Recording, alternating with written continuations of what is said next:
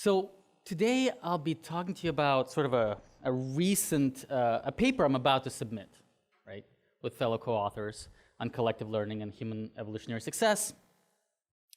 So it is a work in progress somewhat, and so any feedback, positive or negative, would be welcome, sincerely welcome at the end. Okay, so first off, we have two co-authors here. It's Jacob Hirsch, University of Toronto, and Alex Bentley here at UTK, and some funding source. This is the plan. I'll talk about the role of social learning in collective action, and I'll define what I mean by that. I'll distinguish imitative learning from collective learning. One is really well known, and the other one is really not. I'll talk about the development and nature of collective learning.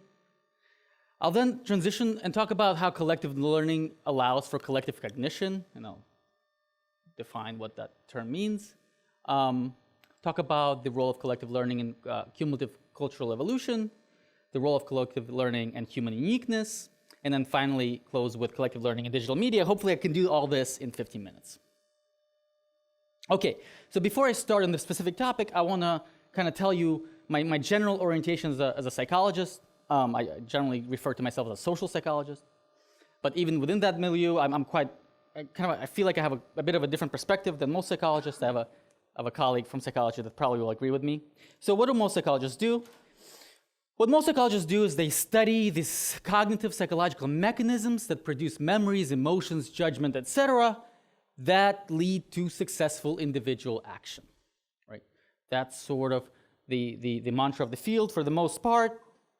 I look at it differently. Of course, I'm not the only one, but I look at it from this perspective. I study the psychological cognitive mechanisms that lead to the kind of memories, emotions, and judgments that are attuned and are functional for successful collective action. Right? So I'm still studying psychological mechanisms.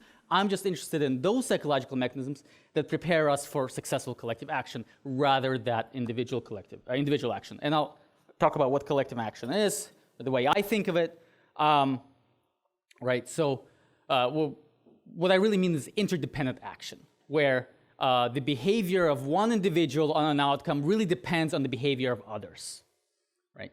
So, prototypical example is a soccer game, right? Can't win a soccer game alone. War, group hunting, all of those kind of activities require the cooperation, collaboration, coordination of several individuals in a common task. Okay, so what I'm going to be specifically talking about in terms of collective action today is the role of social learning. Is there a role for social learning in collective action, and what is it? So, social learning, what is it? So the way the literature, the cultural evolution literature treats social learning, it juxtaposes it to individual learning, right? We can either learn from the past success or failure of others, right? Or we can engage in costly trial and error.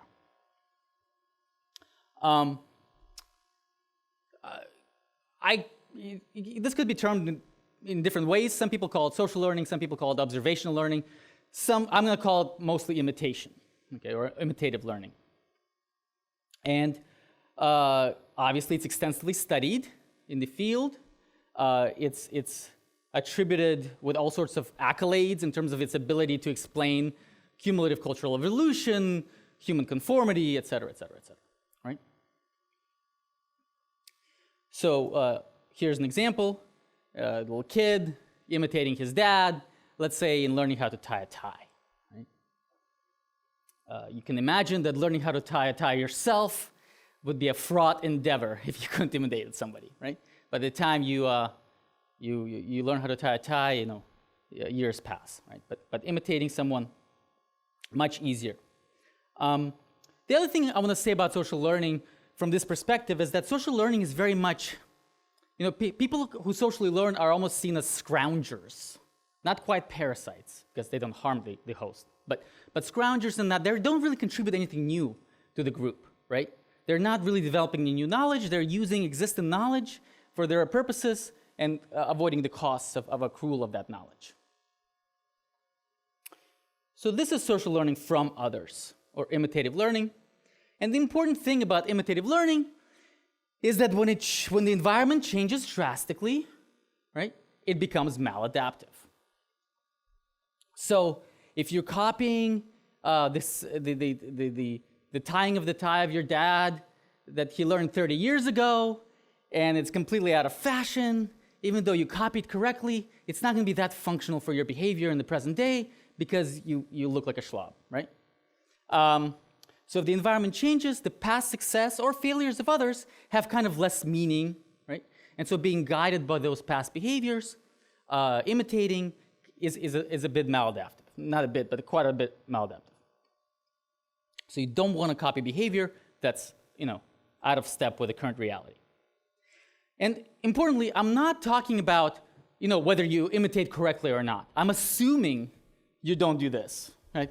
I'm assuming successful imitation, but nonetheless, it doesn't matter because what you're imitating is out of step with what is needed currently, right? It's no longer an adaptive strategy, adaptive skill.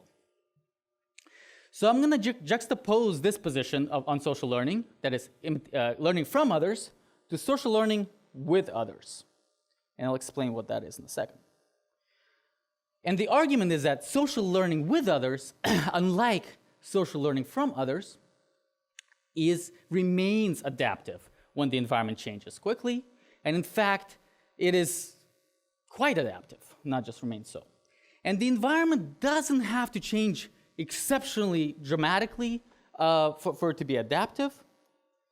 Every day, so I pulled this from the internet, a group of hunters preparing to strike, I suppose.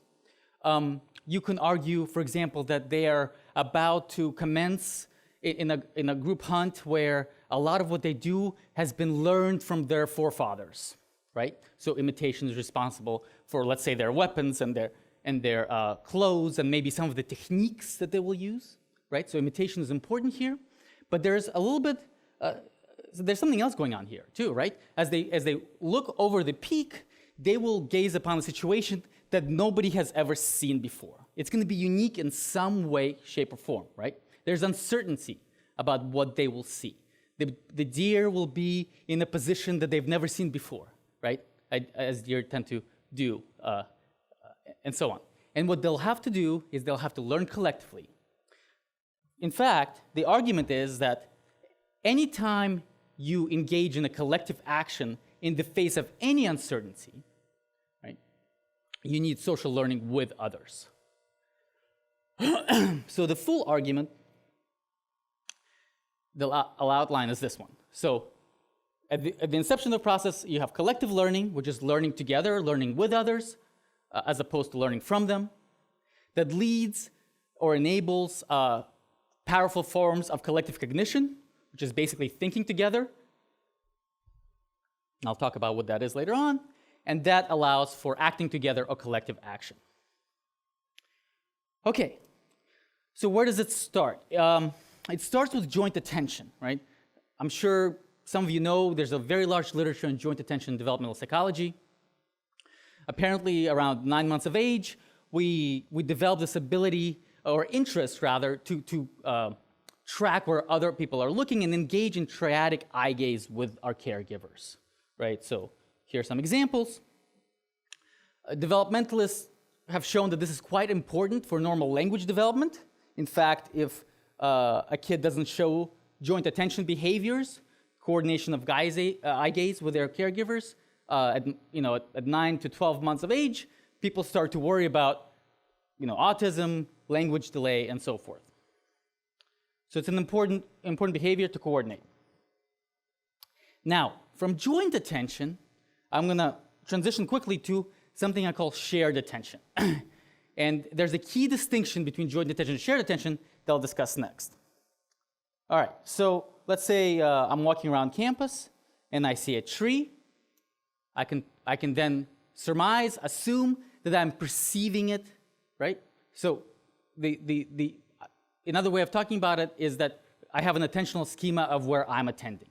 A thought pops into my head, quite implicit, I'm attending to X. I'm attending to the tree, right? Same situation on the right, but here, for some reason, I think I'm not alone. I think I'm together with other people. So a perception is evoked where we are attending to the tree. In both left and right are constructed perceptions. Each is no more metaphysical than the other, right? There's no I and there's no really we, right? They are constructions of our mind in each case. So, and I mention this because when I'm talking about this, people are very comfortable. And when I get to this, it's all of a sudden like I'm postulating that there's a collective consciousness and group mind, and people get a little squeamish. And really, they have the same ontological status, right? They're just perceptions of what we think we're doing. Either I think I'm attending to a tree, or I think we are attending to the tree, right? Both are perceptions. The difference between joint attention and shared attention being here, is that I can have shared attention hallucinating fellow others, right? I can have shared attention assuming that others are looking without directly observing their gaze, posture, hand-eye coordination, etc. Right? So, in other words, shared attention is kind of joint attention on steroids. It becomes a mere belief state where I believe we're attending together, rather needing direct observation of other people's gaze cues and postural cues. So here's an example where clearly you can have joint attention or shared attention, right? Others' eye gaze is available to you, so you know if you're triadically coordinating. But here's an example where you don't, right? You see no others, but you're attending to a radio broadcast, and you have good reasons to assume that you're not attending alone. So I would say you're in a psychological state of shared attention. That is, you perceive that we are attending to X. Same thing with television. Same thing with social media. Facebook, a couple of years ago, came out with this great feature where you now can see when somebody is writing beneath a post, right? With this ellipsis, right? A really clever cue to let you know that you're not alone looking at this post here. Somebody is consuming it and, in fact, interacting with it, evoking a state of shared attention, right? So without any direct observational cues, yeah. Yeah. Well, at that age, I mean, at that age, I'm not sure. What are they, 4 or 5? It's probably joint. I would imagine that they need the behavioral cues, the postural, the gaze cues to enter to consider joint attention psychologically. And I think as you mature into adulthood, you can sustain the mere belief we're attending without those direct cues, and at that point I would call it shared.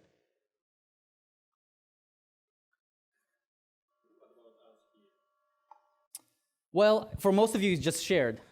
I think for the most part, you're assuming we're co-attending. You don't need to check for other people's eyes. But of course, it's a rich informational environment, right? And so some things will, you will assume shared attention based on local cues, right? So if I say something provocative, for example, you might assume a stronger state of shared attention with your audience, right? You're going to use your background knowledge of the world and your experiences to have stronger or weaker states of shared attention. They're not directly tied to your observation of other people's gaze and physical bodies.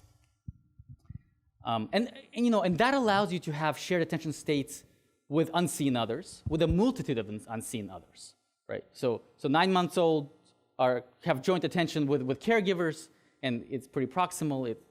It's a pair bond, right? While human adults presumably can do so across vast distances and populations. Questions?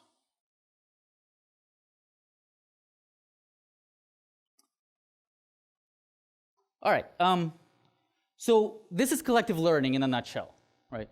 That you attend with others, and when you sense that you're attending with others, that is, you have the perception that we are attending, which is based on some sort of assumption about your environment, without observation of other behavioral cues, although you could have observation of behavioral cues. That's one way to enter it, for sure. My point is that you just don't need the eye gaze anymore in adulthood. That leads to greater cognitive processing of whatever you think you're co-attending, And that leads, most importantly, to mutual knowledge. And I'll talk about what I mean by mutual knowledge in a second. Okay, so how would this work? Okay, so imagine a scene. It's a pretty chaotic scene. You're in a restaurant, lots of novel information coming in.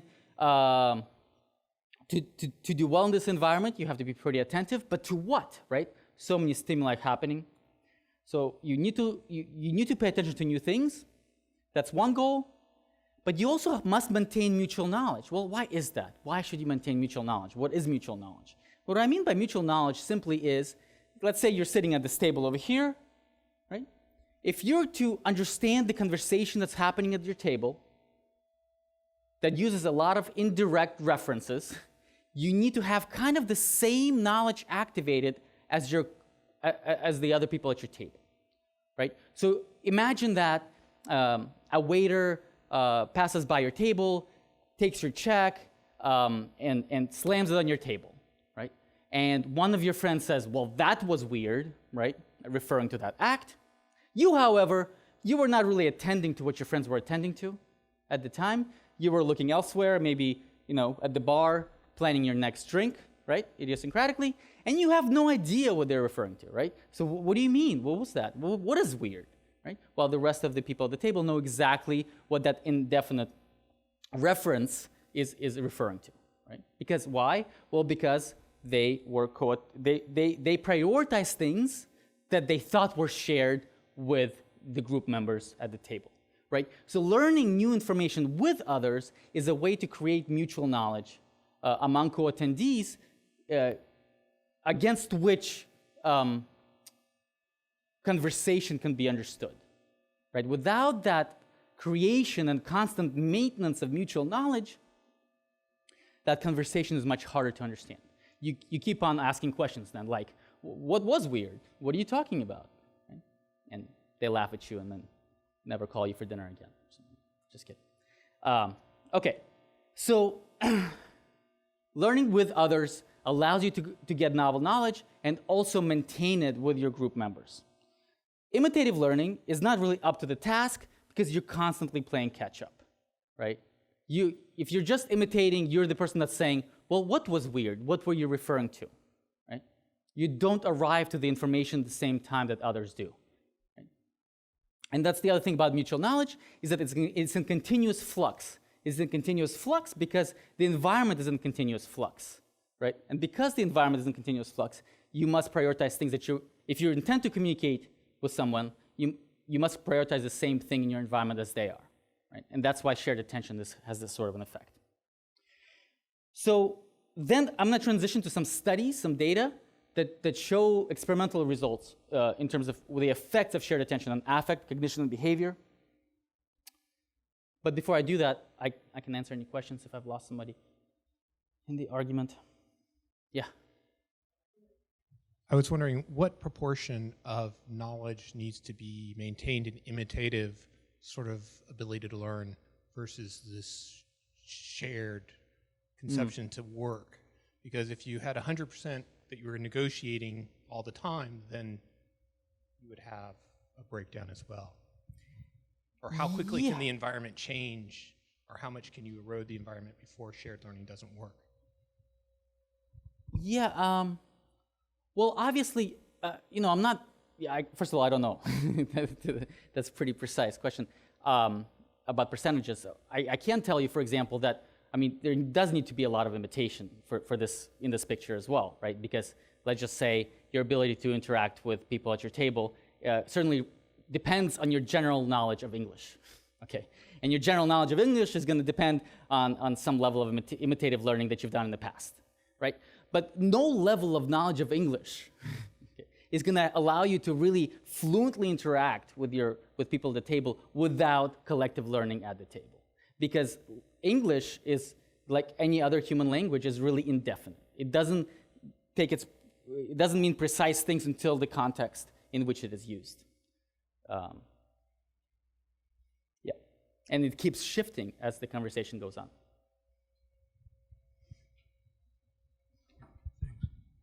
I have a question about sort of theoretical logic. Maybe I missed something. So coming back to your first charts, You mentioned that collective learning, social learning, leads finally to effective behavior through sharing memory, emotion level, cognitive level. So if we take as a final criteria, ultimate effective behavior, my question is, or my, let's say, problem is that I'm thinking about a situation like, let's say, huge crowd. And time to time we read in press about, mass fire in Russia or, mass shooting in United States. It happens time to time.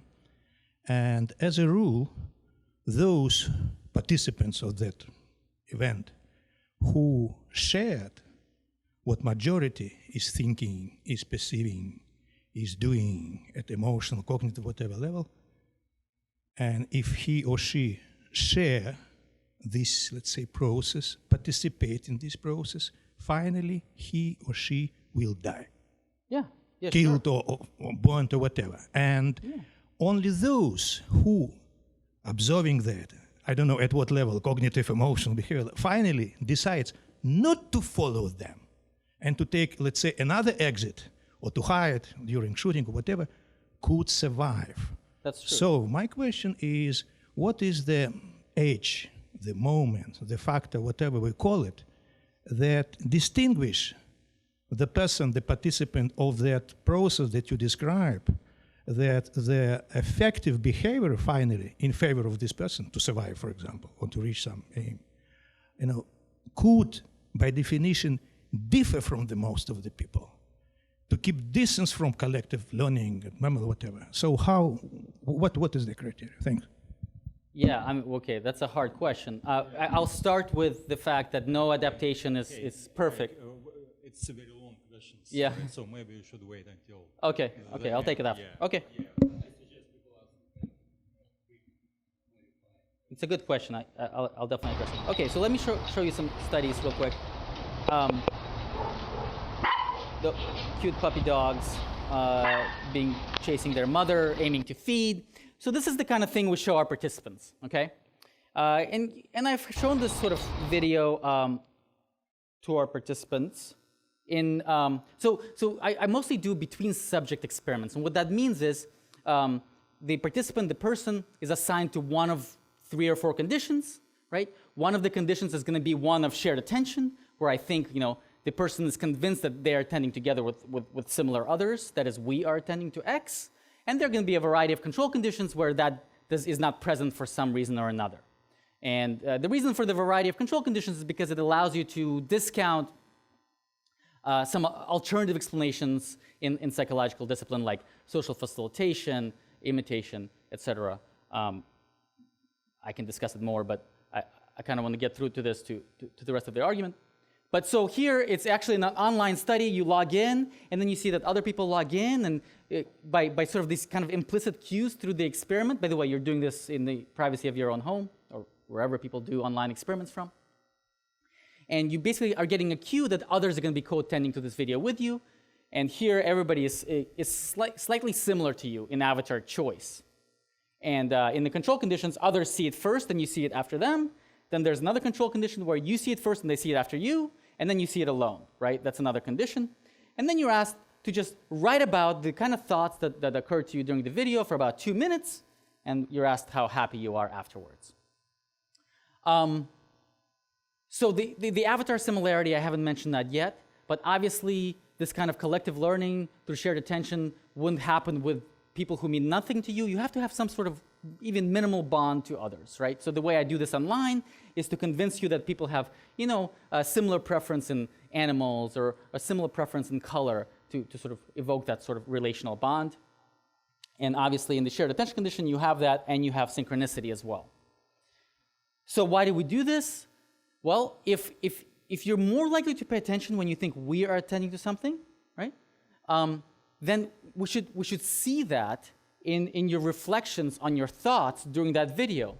We should see that you write more about the video, right? And remember, these are people taking it online, so who knows what they're attending to? There are probably a million windows open on their computer and so on. So, it's important to kind of know whether they were actually attending or not, whether they were actually thinking about it or not. And so this is the critical test for that. We basically identify, we code all the words that they used in their description of what they thought about, right? For the percentage of video words, anything to do with puppies, feeding, mother, chasing, things like that. And we find that in shared attention condition, when you think we are attending together, you have greater amount of video words used. And because it's a happy, it's a happy video, people also tend to be happier, of course, because they reflect on sort of a happy theme. So beyond sort of emotional videos, we've done a number of studies with goals, where instead of an emotional video, you're sort of given a goal. This is an experiment where the goal is embedded in a word recognition task. It's kind of a standard task in psychology where you're given a bunch of words and then you're tested on them. And the goal here is avoid being incorrect. So we call this a prevention goal, right? Where we tell you what not to do versus what to do. And you see this goal with similar others, with different others this time, right? So you are synchronously looking with others, but they're slightly, you have no relationship with them. Or similar others are present, but you don't know what they're looking at. The goal is always the same. And what we really are interested in is the dependent variable of false alarm rate. Why false alarm rate? Well, there's a psychological literature on this where when you tell people what not to do versus what to do, they tend to decrease their false alarm rates in this word recognition task. And that's what we find, that in the shared attention condition, there are lower false alarm rates than in the other two conditions, suggesting that they just paid more attention to the goal we gave them when it was in the shared attention condition, right? So greater cognitive processing of the stimulus under shared attention. We also did a study where we flipped it, where we gave them a promotion goal. That's an opposite goal from prevention, where you ask to do something. And there, your hit rates rise as opposed to the other conditions, and that's what we saw. Here's a more commonsensical study where we looked at behavior internalization. You have a shared attention condition, others see it first, you see it first alone. I really like these two because it's like you're seeing it with others, but slightly at different times. So it feels like a very kind of powerful test of the idea that it's really synchronous co-attention that's needed. And remember, you can't see these other people, right? You're presuming they're watching with you. Okay. Anyways, so what you're seeing is either a chat or a paragraph format of a conversation between two engineers about breaks that capture energy, I believe. Then there's a task where you write about the ways in which a common shopping cart can be improved. We all know shopping carts are a terrible technology. They stub toes and can't really move them around very easily. And we need a better one. Can you talk to your supposed partner? They have a supposed partner about how to improve it. Right? And you're the first one. You're the first one that's going to send ideas. We're not really interested in their ideas. What we are interested in is the format in which they put these ideas, right? Are they going to use chat form? Are they going to use paragraph form? And we index that by percentage of line breaks they use in total text, with double line breaks counting as more of a chat form versus more of a paragraph form. And in terms of results, what you see is actually people only learned in the shared attention condition. So when they thought they're co-attending with others, they prioritized the conversation between the two engineers, but not only the content of the information, right? But really the style of it, right? And then they internalized to such an extent that when given an opportunity to write their own writing 5 minutes later, they recreated it to a greater extent. So you see greater rate of line breaks in the chat condition if they co-attended to chat, and lower in the paragraph condition where they co-attended to the paragraph. Final study. Will experience in their lifetime. This is Representative This is Rosa DeLauro talking about problem for young women today. Women which a law Preventing Violence Against Women Act. A very positive message. Most people would pre-test it, and most people would agree with it, right? But what we really wanted to do is see whether this message over here is important, right? So you see that currently connected viewers, 98. We kind of faked a C-SPAN website, so people thinking they're on C-SPAN and trying out our new feature, and there are multiple conditions. They either see that, why is that doing that? They either see the live condition, which you saw, they saw a recorded 100 condition, and then there's a recorded condition. And then we basically check their attitudes. If they paid more attention, right, and it's a positive speech at baseline, they should get even more positive in their ratings in the live 100 condition. And that's what you basically see across all the items. Opinion of speech, speech compelling, trust, reliability. The grain line here, the co-watching viewers, people in that condition had the most positive opinions of the talk. You'll see 4.5 is the medium scale point. It goes all the way to 1. So everybody is above 4.5, right? So generally people like the speech. It's just that people in the shared attention condition paying more attention in terms of cognitive processing like it even more. How am I doing on time? Okay. Now we flipped it where instead of giving him a positive speech that most people like, we gave him a negative speech. This is Senator Inhofe from Oklahoma. Maybe you guys remember he came into the chambers and threw a snowball into the audience. It's a very kind of weird speech that most people don't see as insulting, not convincing, even conservatives. So we thought it would be a good one to use. We also have the same condition, except the live 100 is to a recorded stream. So it's clear it's a recorded stream. It's not happening now, right? It's just that there's other people co-attending with you right now. And the reason why we did that is because, well, maybe it's because there's something about it happening now that's really important, right? And that's really not the theory. What's really important is that others are co-attending with you now. It could be a speech from last year. That shouldn't matter. And that's the case here. It was clearly a recorded speech. It said so on sort of at the top. And in terms of results, we see the opposite effect across all the items, all the same items, to the extent possible, where nobody liked him, right? Everything is below 4, but people in the shared attention condition, co-watching viewers, the deep gray, really didn't like him across all these items. So this is just a sample of the studies on shared attention. And mine is not the only lab that does this, right? There are labs in Germany and Britain and Australia and Israel that do these kind of studies. And in general, the argument is for shared attention, where conditions of emergence of shared attention state is when you think you're co-attending synchronously with relationally close others. Why? Well, these two preconditions lead you to the perception of we are attending to something together, right? This we is not really possible without some minimal connection to the other. You can't be thinking of them as a chair, right? My chair and I do not co-attend to anything, right? But my wife and I do, in my mind. And also the synchronicity is important, right? For this perceptual state as well. We are attending to something. I'm not talking about the theoretical reasons right now. I'm just talking about the sort of the emergence conditions for the psychological state itself. And that leads to cognitive prioritization of X, or another way of saying that is greater cognitive resources to X. And across quite a few studies, that has led to better memory for X, stronger motivation if X was a goal, more extreme judgments if X was some sort of a more valent context. Same thing for higher effective intensity, and then greater behavioral learning if X is a model of behavior. I should also briefly mention Skorich et al., this is not my work,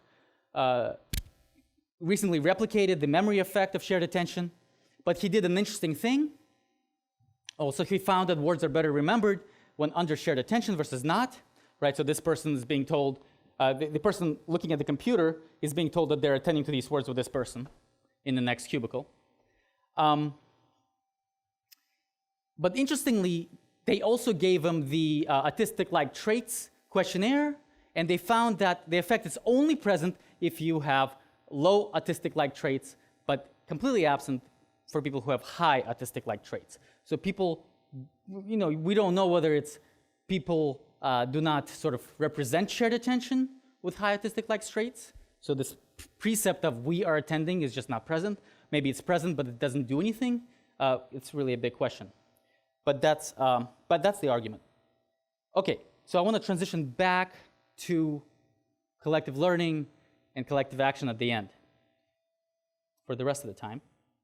So this is what we have in the paper, right, as a theoretical summary in a way, right? Collective learning is attending with others, producing mutual knowledge, right? As you are prioritizing information that you think you're co-attending, the other co-attendees are prioritizing the same information, right? And therefore, mutual knowledge emerges. As targets of shared attention change, as they will, that mutual knowledge changes with that, right?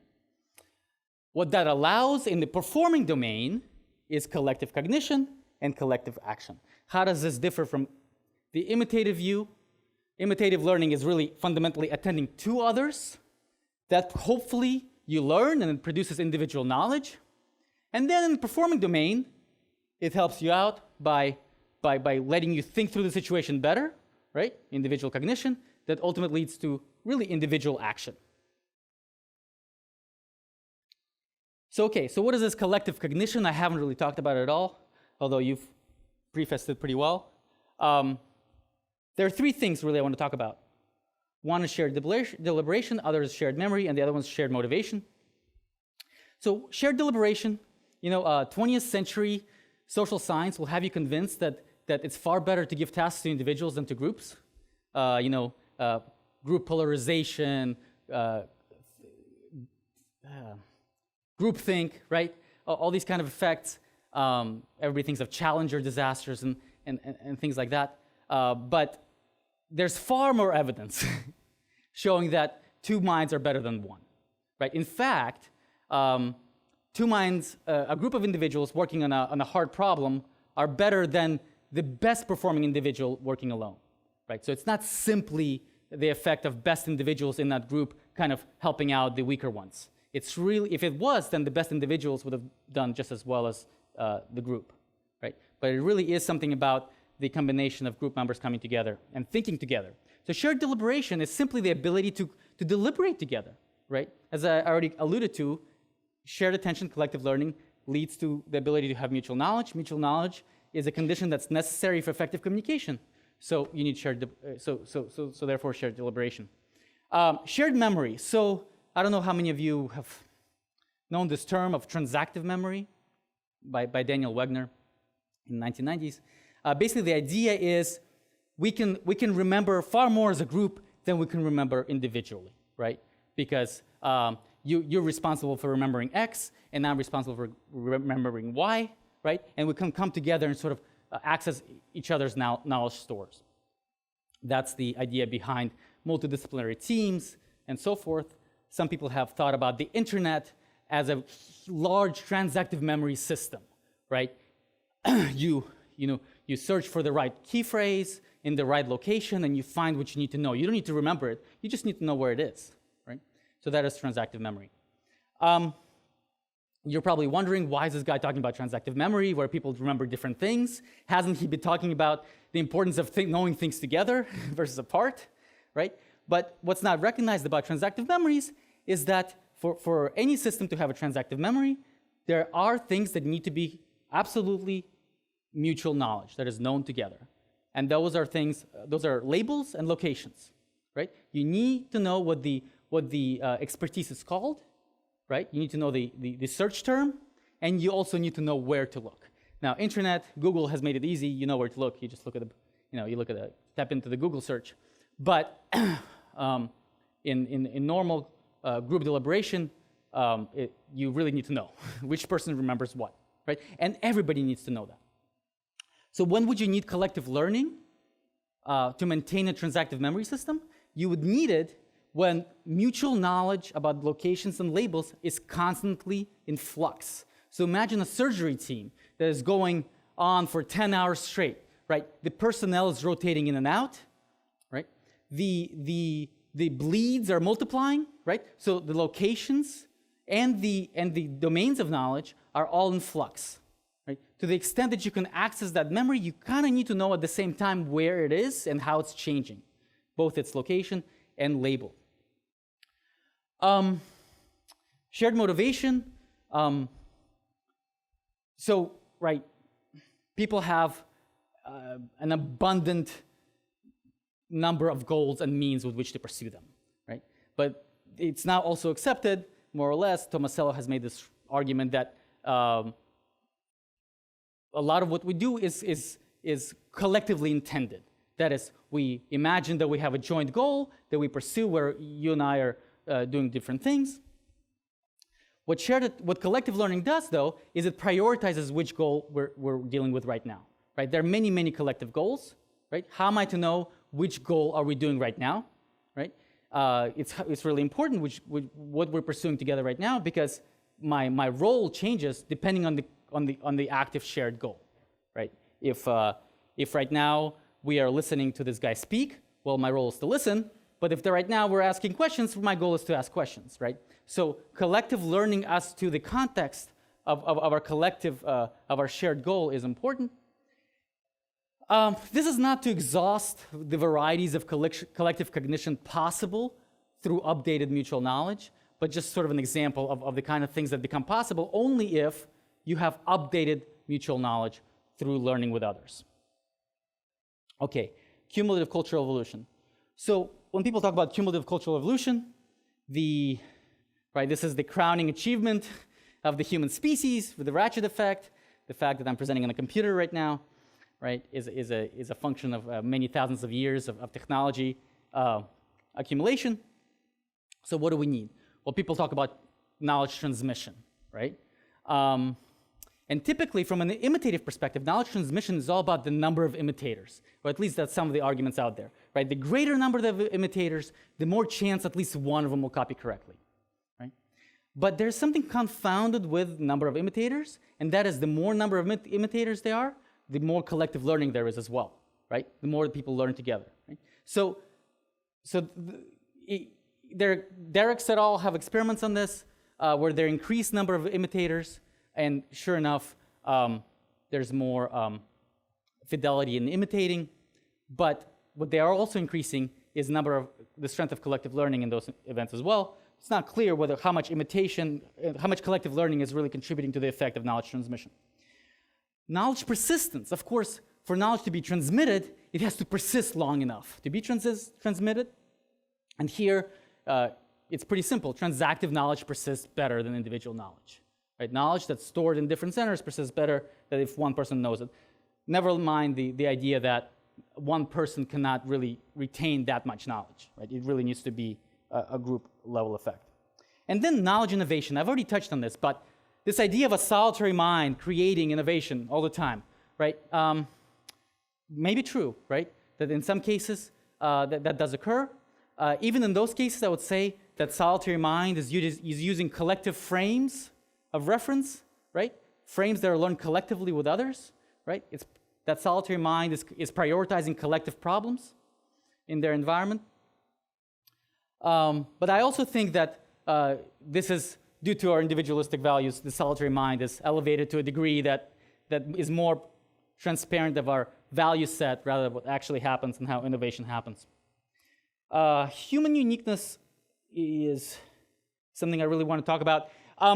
So I'm not going to claim that shared attention somehow makes humans unique, but I will say that, because if I do, then somebody will come up with a study showing shared attention in apes, and then I don't want to do that. So that'll be embarrassing.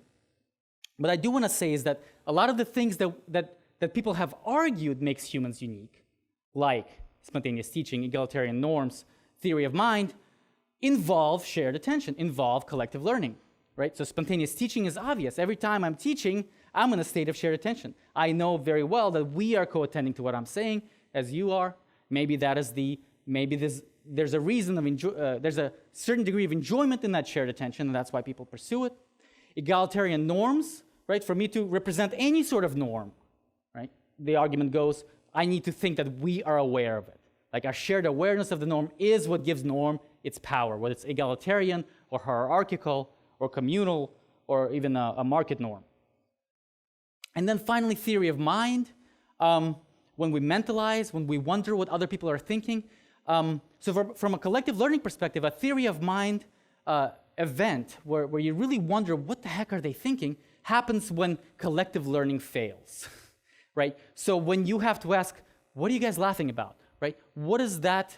What was so weird? What are you referring to? Back to the restaurant example, right? Those are the times you mentalize. You mentalize when you're behind. It's a fail-safe for something that is more fluid, which is collective learning. If collective learning is working, then you can communicate, have transactive memory system that is quite smooth, right?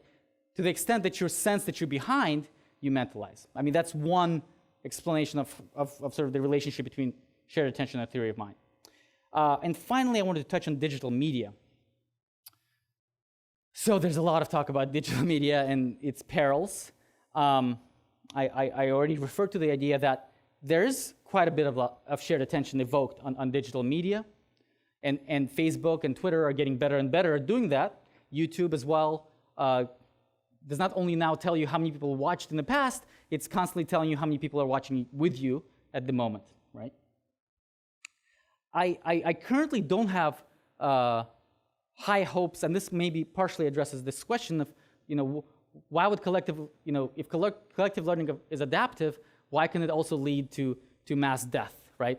Or the person who collectively learns it's to their doom rather than to their success. I mean, I can invoke all sorts of explanations, past environments of small groups where collective learning was actually used for group interaction is not the present environment of social media, where that ability is hijacked, if you will, on a mass scale, right? So the problem with digital media is that, well, many participants are fictitious, so collective action is unlikely to happen. It's really designed to capture minds, right? Not facilitate collective action. Facebook is sort of working a little bit better in terms of having groups, particular groups where people interact and plan and so on. That's better than most. But most of it is really designed to capture your attention, not facilitate collective action. That is, transactive memories and so on. And then finally, and this is probably most importantly, such a high information volume really limits the deep deliberation on any topic. So yeah, there's a lot of shared attention, but there's a lot of shared attention on a million things, right? So how much progress are you going to make on any one thing?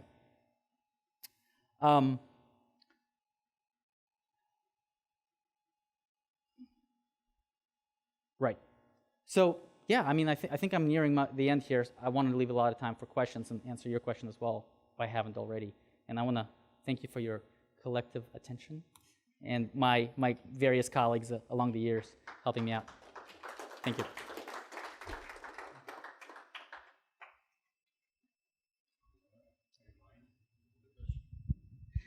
I remember it. Do you want to rephrase it? You remember the question? Yeah, I remember the question. Yeah. Yeah, so it's the idea of, so your question had a bit of it was sort of it reminded me of what happened in the mall in Russia, where people maybe did the wrong thing by following the herd. So that would be an imitation effect rather. So there I would blame imitation rather than collective learning per se. But at the same time, I'm sure we can think of instances where collaboration in a group leads to the demise of the group, right? That certainly happens, right? People who didn't join the Nazi party and who immigrated did better than the ones that did, right? And so there'll certainly be examples like that. Yeah, I don't have an answer for that. It's not a perfect mechanism for human survival. Under certain circumstances, it's going to fail. I really don't have the answer to the criteria that would make it succeed versus fail. When we speak about this logic or scheme that collective learning finally leads through memory, emotion, other level to the effective collective action, yes, maybe we could agree that it really leads to collective action, but not necessarily effective one. Yeah, I think that's right. In terms of the goals. That's right. Is this on? Yeah. Okay. Yeah, this is really very, very interesting, but it's fairly abstract and I know you have a lot of knowledge about all kinds of real phenomena that have been distilled here. And as an ethologist, I sort of like to start with the phenomenon and then the natural events. And so when you started your first experiment, I was thinking, well, what about homeschooling and kids learning, only with one person versus in a group? Right. And there must be a lot of literature out there showing the cost and benefits of such and how that leads then to performance and so when I was at grad school, there was a fellow who was doing a lot of work on juries Yeah. and jury deliberations. Yeah. And that seems to me, when you were talking about, your three units there, that's very important. Right. Are they on the same page Right. and the shared knowledge Right. and so on? Right. And is there literature there that would be Yeah. useful in both Right. refining and testing some of Right. these Yeah. ideas? Yeah, no, those are good comments. I'm starting to cooperate with people, the information sciences school, on, they run all these online classes. And basically a lot of them are classes in which, you put up a videotape lecture and then students access whenever they want. And a lot of the classes are ones with the same exact content, but you have to log in at a particular time where there are other students there, presumably, they're co-attending at the same time. So we're going to test that, because to the extent possible. Yeah, there was all that big hype, about online classes, Right. and all these free classes. Exactly. And then they found out that Right. it And all of really those are was, asynchronous. Right. You don't hear much about that. Right. About that anymore. Yeah. And then the last comment would be, you moved from these sort of natural kind of situations to the media, which is sort of not No. an evolutionarily. No, it's not, yeah. And you started making some connections or some comparisons between small groups and how we sort of Yeah. evolved versus this kind of a mass situation. Then you think about Fox News and you get collective information, but it's false. Oh, absolutely. And, there should be. Right. I mean, look, there's an analogy here to, why do we use birth control? So yeah, I mean, the current environment is such that it can hijack the evolved capacity in negative ways. Yeah. Oh, this would- Yeah. Sorry, I'm trying to find the overview slide. Sorry, you're stuck with me, Garry. Okay, go for it. I was wondering if you would be willing and or able to restrict your definition of collective action. Okay. Insofar as, this is horrible, because the first person that comes to mind is Ayn Rand, right? Okay, so in her play... You always know you're wrong when you start with Yeah, I know, right?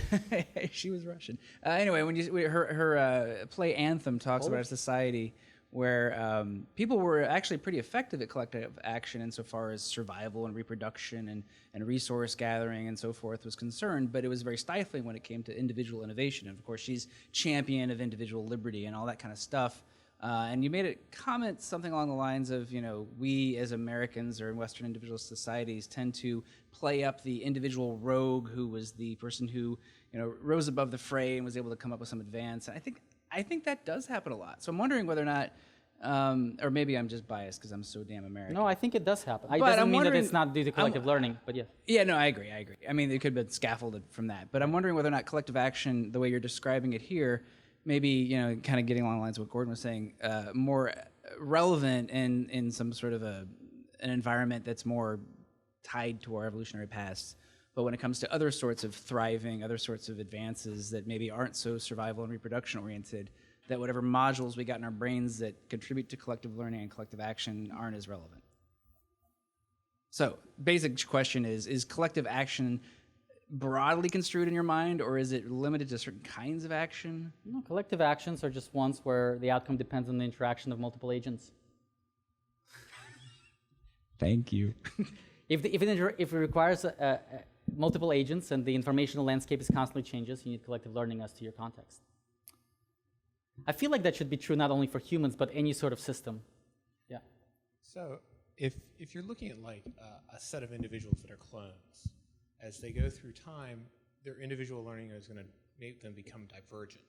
And so if you look at the size of the group that you're trying to do mutual learning in, and you're comparing a small group like a working group versus Facebook, is there a size that you're sort of doomed to have it break down? And is that sort of dependent upon sort of like your risk? If you're in battle, a group of 100 may be able to collective learn. If you're on Facebook talking about dogs, it may be 5. Yeah, that's interesting. I haven't thought about that.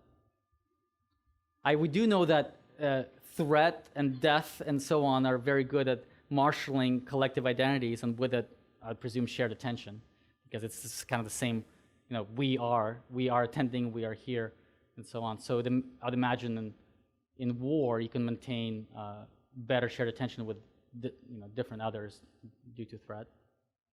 It's not bad. Yeah. kind of elaborate a bit more on evolutionary origins of this? Yeah, I'm not sure, quite sure I can see what you meant. Right. Well, do you mean like kin selection versus group selection? I don't know, whatever. Just, Yeah. Right. So the idea here is interdependent action would produce, would be adaptive, right, for genetic reasons. So maybe it starts with kin care, right, but then it jumps to more of a group selection model where groups that can act in a more socially coordinated manner due to collective learning are able to win wars and gather. Let me rephrase it. Okay. I mean, there is a huge number of, evolutionary biologists, anthropologists, sociologists. Everybody's been studying collective action, right, and success in collective action, like cooperation and stuff like that. Right. But I mean, without evoking shared attention. So why we need kind of to focus on it? I mean, On shared attention. Yeah. Well, I mean, what's Well, it's because shared attention leads to coordination and collective action. Shared attention is a part and parcel of collective so learning. you're saying it's been basically neglected somehow? I mean, by all these people. Right. I mean, the need for shared attention. Yeah. I mean, like if people go like to hunt for a group hunting, well, we need definitely to coordinate their action. We need to see what others are doing. But why? I mean, that's I guess it seems kind of more important. Coordinate the actions rather than realize that we are sharing attention. I'm right. not sure So action coordination to me is an outcome that needs to be explained psychologically through a mode of learning, which imitation doesn't do. Imitation as a learning capacity is virtually the only one that's talked about, right? With some talk about emulation maybe. So what I'm trying to say is like, well, imitation really as a learning capacity leads to, I can understand how it leads to individual action that's successful, avoiding the costs. And yeah, I'm trying to focus on the kind of psychological capacity that would lead to that sort of coordination. Of course, you could start the argument as with, well, social coordination is important, and that's all we need to know. I'm kind of going backwards and saying, well, what do you really need for that social coordination moment to moment? And what you need for that is an ability for socially coordinated learning, which I explained in terms of collective learning and shared attention. I should also say that there are two ways of talking about collective action. One is the impulse to cooperate and trust, and much of the literature talks about this. But the way I was talking about it, and I hope it was clear, is that it's really not only the impulse to cooperate and trust, but also the ability to the actual ability to socially coordinate with others. And really with a focus of what kind of psychological learning capacity would you need and why imitation would not suffice. That's all I have. That's all I have. All right, thanks. Yeah. More questions?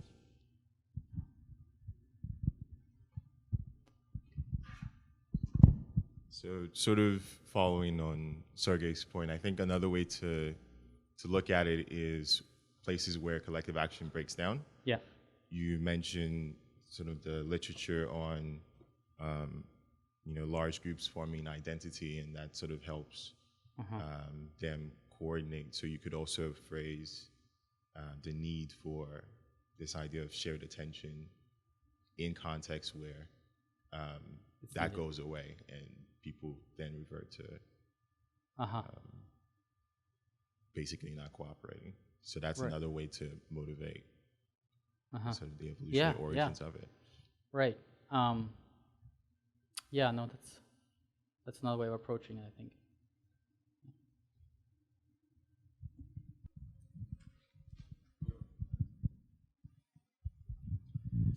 One thing you didn't touch on would be cultural differences.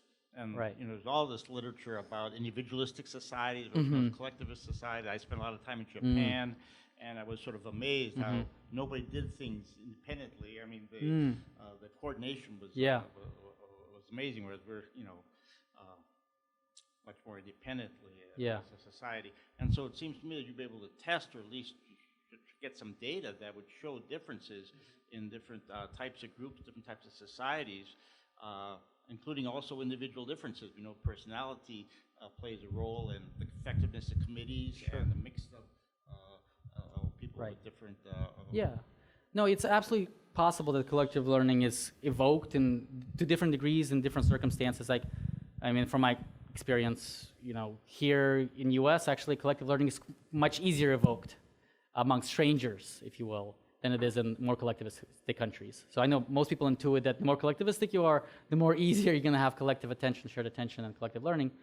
But my experience is that that's not actually the case, because strangers in many collectivistic societies are not really thought as close enough to actually engage in collective attention with, right? While here in the United States, presumably in individualistic society, you grant more agency to complete strangers. Compare rural and urban societies, but they can also practice different. Right. Small town and you're strangers, somebody coming in, Sure. you have much more difficulty setting that up. Right. Right.